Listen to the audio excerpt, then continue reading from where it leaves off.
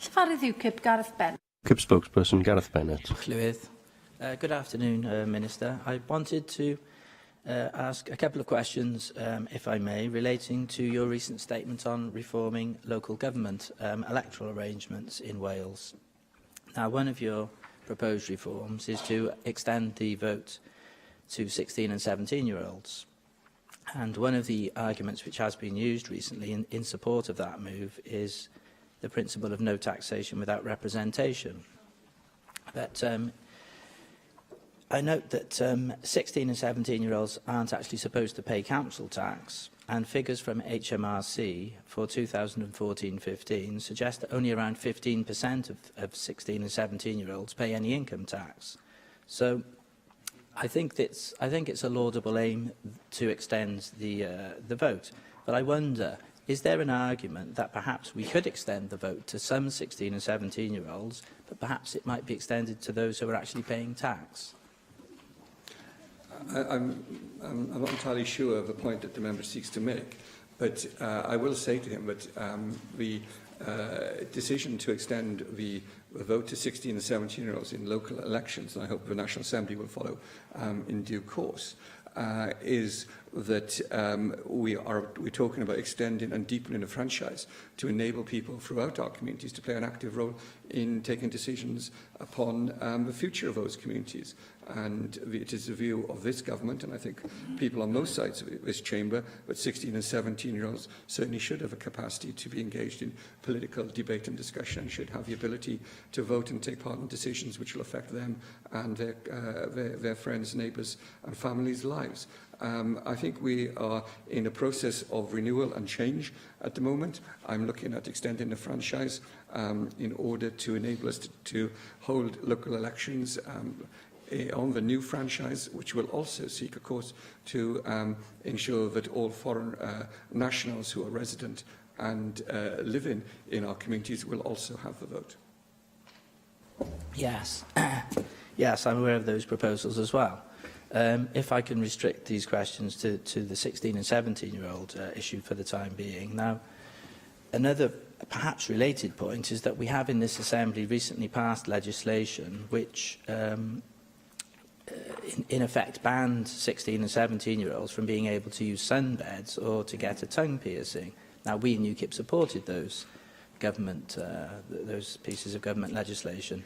Now, if you're now saying that 16 and 17-year-olds should have an automatic right to vote, so they are able to exercise political judgment, but at the same time they are not able to exercise judgment over issues like using sunbeds or getting a tongue piercing, does not that present an anomaly? Can you see that the electorate may see that there is a certain incongruity about the attitudes that are coming from the Welsh Government with those two seemingly conflicting attitudes? I think most people are aware that the reaching the age of majority for different parts of social activity, wherever it happens to be, may happen at a slightly different age for different issues, and we're aware of that. If a 16-year-old may be able to vote, but they won't be able to drive. We're aware of these issues. What I'm looking at doing is doing something slightly different, and that is to invest in more cohesive communities where people feel enfranchised and able to play a full part in ensuring that people have not just the right to vote and the ability to exercise that vote, but also, of course, the knowledge and the capacity to be able to participate in political conversations and political debate about the future of those communities.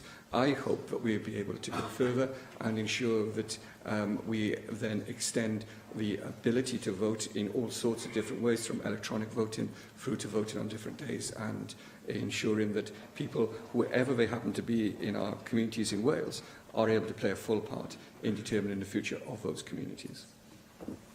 Yes, you raised the important point there that people need the knowledge. If you're going to give them the responsibility of voting, they need the knowledge, and I think that that is a crucial point. Now, you said in your statement that within schools, the active citizenship theme of personal and social education will provide young people with an understanding of politics and the right to vote. That's the end of your quote.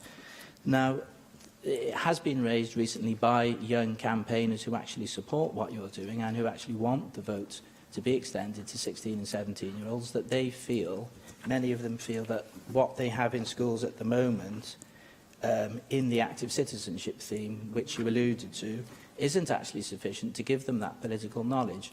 So I wondered, were you seeking to change that element of the national curriculum in Wales, working with the Education Minister, or does your statement actually indicate that you think that the education system at the moment does provide 16 and 17-year-olds with that knowledge? The member will be aware that we are refreshing the curriculum in its entirety at the moment.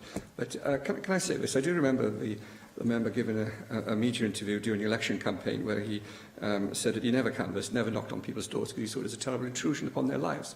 I would suggest that the member does knock some doors, does talk to people that he seeks to represent. And were he to do that, he would find some very engaged 16 and 17-year-olds, young people who want to play a part in shaping the future of their communities, young people who have both the knowledge and the vision for what they want to see in the future. So I wouldn't take quite the view that he takes, but I do accept that we do need to ensure that through the curriculum refresh, that we do ensure that these matters are fully covered in the curriculum. But I've got far more faith in 16 and 17-year-olds than perhaps the member for UKIP. Question 3. Question 3.